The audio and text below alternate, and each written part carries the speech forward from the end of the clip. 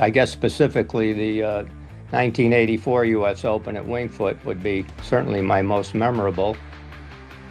Having played a good round that first day and been on the leaderboard all day long and finishing with an even par 70. So that definitely has been the highlight of those events.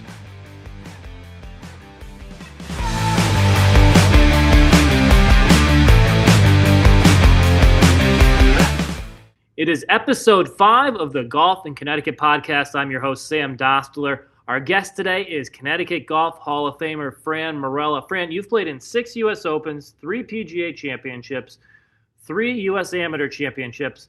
What's your most memorable moment from playing in those events? Thank you, Sam, first of all, for having me on today. It's a thrill to be able to talk with you. Everyone was a thrill to play in. I guess specifically the 1984 U.S. Open at Winged Foot would be certainly my most memorable.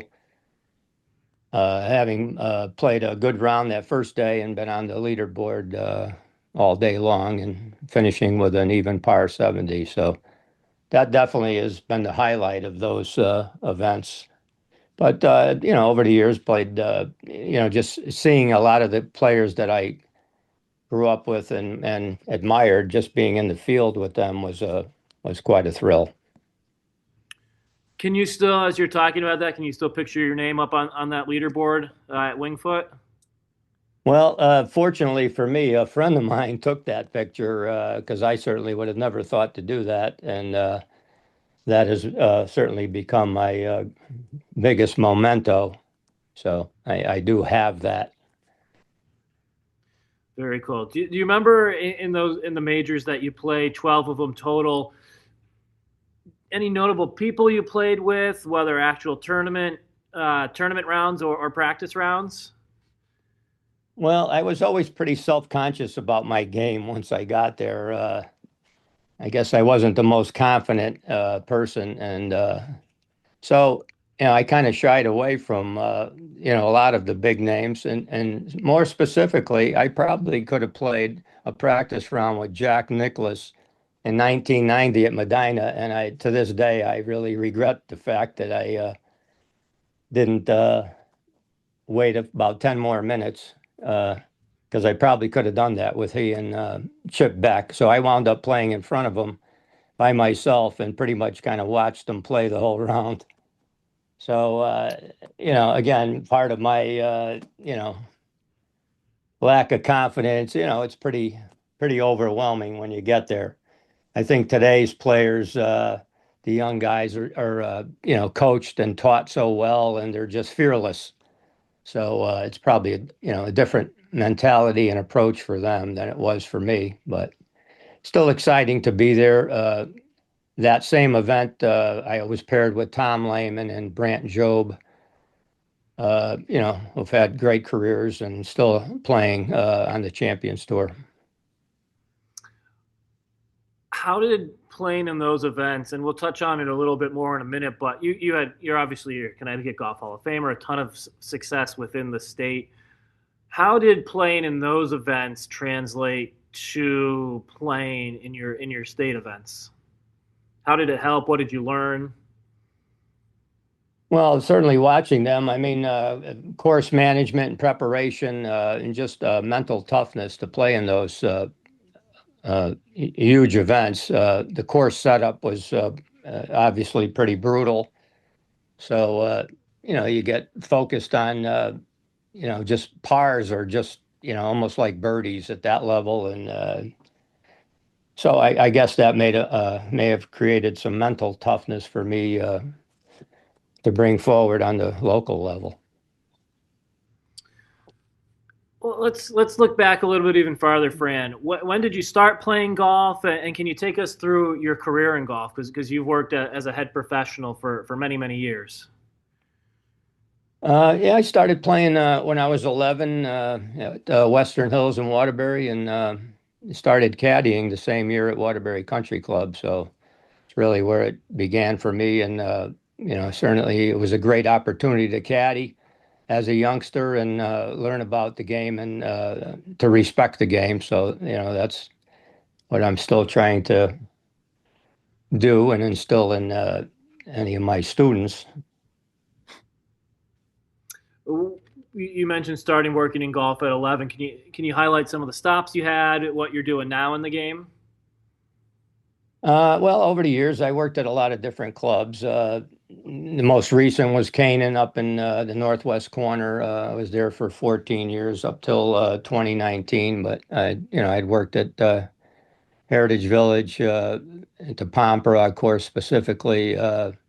I worked at the Country Club of Waterbury for 3 years as an assistant to Tom Gleaton.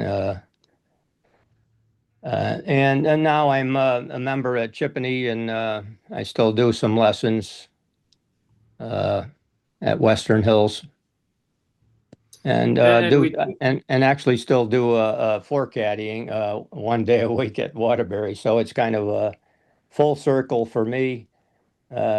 Keeps me active in the game, keeps me in shape. It's a lot of fun for me to do that. Quite nostalgic to actually go out there. So I still enjoy it and try to keep myself in as good a shape as I can. Absolutely. And we talked about your success and getting a chance to play in 12 majors, but you also have the resume of resumes in Connecticut, 17-time Connecticut Section PGA Player of the Year. For you, what do you think was the biggest key to your success on the course? Well, I always like to say I think it was course management because I certainly was never the longest hitter, the most prolific player over the years. But I had golf is you have to grind it out. So I was able to again be course management being my forte, I would say, and even to this day, some of the younger guys and some of my friends will say, "Oh, what would Fran Marrello do in this scenario?" So it's kind of a compliment to me, and I really appreciate that. It's kind of fun, but I would say that would be the uh, my main attribute, I guess. As again, I probably wasn't. I'm definitely not the longest or most exciting player to watch, but I would certainly grind it out as well as anybody, I guess. And part of your success, I'm guessing, Fran, is because you played a yardage that you were comfortable at, right? You were successful and you played at a yardage that allowed your game um, to shine as much as it could. How important is it that people, when they go out and play, especially recreationally, play at yardages that are appropriate for them? Well, as I had said earlier, I wasn't the longest, but I was still, the courses were still doable, more so obviously years ago. I was still able to play the back tees. And I still do, if I have to today. I don't do it by choice. And some of the events I'm still playing in, I have to play the back tees, but otherwise I'm definitely moving forward. Uh, but to your other part of the question regarding, regular play, it's certainly become a passion of mine to encourage forward tees. When I worked at Pomperog years ago, the club was made up of mostly senior, and most of the members were seniors from Heritage Village, which is a big senior community in Southbury. So I became in tune with that and working there and giving lessons. And many of them couldn't, hit the ball 150 yards or less, both men and women. So it wasn't just the ladies. So I saw a need there for forward tees and was able to work with the superintendent. And he built three new tee boxes for me on the holes that were probably the hardest to for them to play. And along with that, they weren't able to reach some of the fairways. So that was key. As I'm watching that, I said, "Boy, there's something wrong with this picture." So I became in tune with that 35 years ago, and it's now become kind of a passion for me to encourage that. wherever I go, and I can't just show up and say, "Hey, you got to do this, do that." But uh, I'd like And to you see saw more. firsthand, sure, and you saw firsthand, Fran, over the winter, I believe, how important playing an appropriate yardage can be. Yes, I play in a couple of senior events every year in Port St. Lucie, run by the PGA of America. So the last round, as an example to this, the last round I was paired with a gal from the Met section who's one of the best women club professionals in the country for many years, and she's now in her early 60s, and so we were paired together, and she was playing at a yardage of 4,600. Now, there's a lot of courses still have their shortest yardage are 5,000 to 5,500, something like that. So I think they're really still way too long for a lot of their club play, especially seniors, juniors, and even beginners starting out. So as a point, to what I'm talking about here for forward tees, I think clubs can get a little bit more on board with that. Um, a, a couple of examples locally, if I may. A couple of courses I played recently, Weathersfield Country Club and the Farms in the last few years. They've done a great job of forward tees, and where they've put a lot of thought into not only uh, just sticking tee boxes out there somewhere, but putting them at the correct angle. So a lot of thought was put into them, and they were very well, thought out and professionally done. Now, every club is not going to have a budget to do that, and I'm not saying that you have to go out and build 18 new tee boxes. That's certainly not a realistic thing. So, but there's a lot of other options to use to be able to implement something like this. Uh, just excuse me, finding a level area and making a makeshift, as professionally as you can, and or putting discs out in the fairways where they don't necessarily get in the way of the mowers. Yeah, and it may not be the ideal situation, but you should be offering your players because there's a need because a lot of people can't, like I said, can't hit the ball, 150 yards, or they're hitting that less than that. So for them to be playing a 5,000 yard course is kind of like the equivalent of me playing at 8 or 9,000 yards. So it would be very difficult, very unfair, and really unrealistic. So that's how I kind of give an example of that.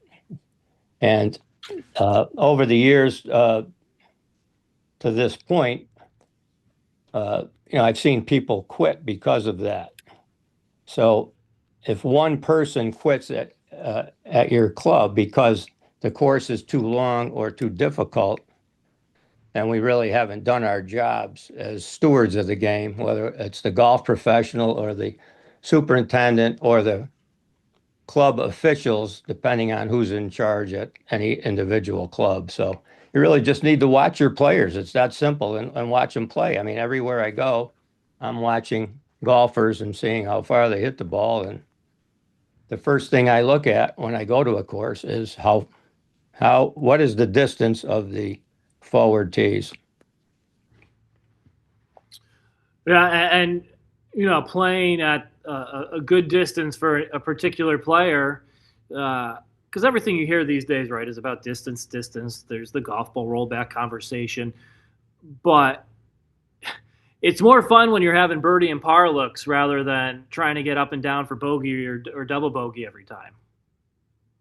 Absolutely. And clubs are always looking to pinch back and find more yardage to make it longer and to combat that for today's elite players.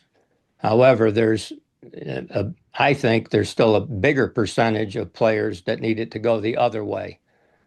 And again, it probably going to encompass mostly seniors and not just women, men players, again, beginners, juniors, and the like. So a lot of clubs have eliminated the red tees, the color red being kind of a stigma that it's only for women. I think that's a great idea. You can just call them whatever, forward tees. One of my favorite courses in Florida is Stewart Yacht and Country Club, and what they've done is they've numbered the tees, which is another option. So they have 1 through 5, and so you just go play to a number that fits your game. So you're playing to a yardage and not a tee color or a gender specific color. So that, and they have a lot of a nice dispersion of those tees uh, with the corresponding distances. It's not, they're all not bunched up on each other, which I still see a lot. And that's kind of like old school where courses used to be blue, white, red, and the tee boxes were, 10, 15 yards apart, growing up.